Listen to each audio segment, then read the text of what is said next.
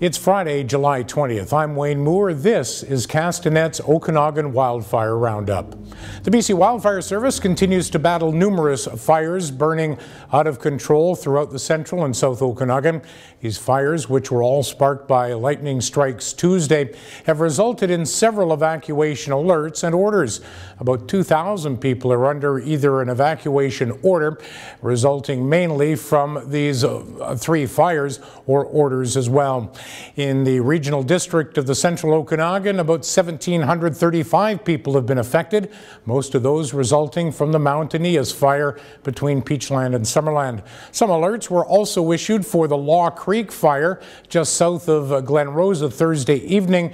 About 69 of those have since been rescinded, and several alerts remain for residents near the end of Lakeshore Road in Kelowna due to the Goods Creek fire burning south of the city limits. Regional District of Okanagan Similkameen has issued evacuation orders to 43 properties north of Summerland from the Mount Aeneas fire. Latest information from the BC Wildfire Service shows that Mount Aeneas fire has grown to about 1,000 hectares. The Goods Creek fire is at 400 hectares. The Mount Conkle fire near Summerland at 93, and Law Creek just 8 hectares. We again have extensive coverage from across the Okanagan. We'll begin in Penticton, where the BC Wildfire Service held a news conference Friday afternoon to speak specifically about response operations for the three fires on the west side of the lake. Running currently about 14 different incidents within the complex, basically from Penticton to Peachland or West Kelowna, kind of up to that far. So all the fires you kind of see along the Okanagan corridor. We have a lot of resources, in excess of 200 ground crew, approximately 20 rotary wing aircraft working in bucket support operations, as well as availability of fixed wing air tankers. And for the most part, we're not at a situation where we're not able to get resources. It's just the timing to get resources. There's some good news for nervous residents throughout the central and south Okanagan. Temperatures have cooled down considerably on Friday, with highs only expected to reach the low 20s.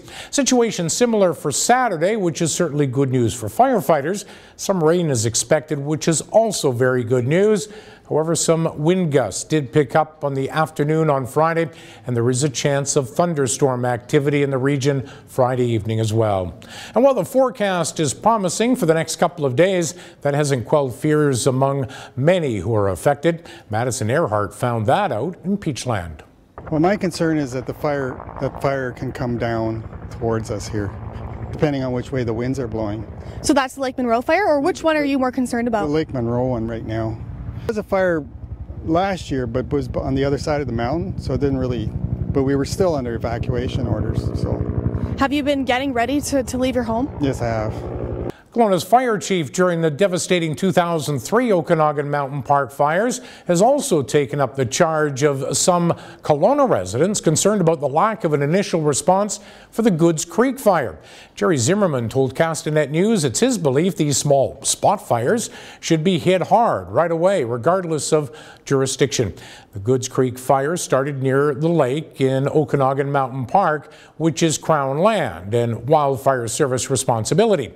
Wildfire initially called it a spot fire. They said they were keeping an eye on it while they determined how to best deploy resources.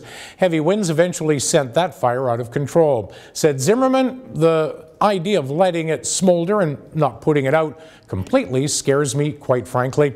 He said the fire should have been attacked and doused regardless of jurisdiction. The Mount Aeneas fire has also knocked out power to some 200 BC Hydro customers in the Summerland area. Power went out to about 240 customers in the Falder and Meadow Valley area. Power could be out for several days. Hydro officials say crews will assess the situation when it's safe to do so. Stay with Castanet News and Okanagan Oldies 103.9 for complete and continuous fire coverage through the evening as long as this fire burns.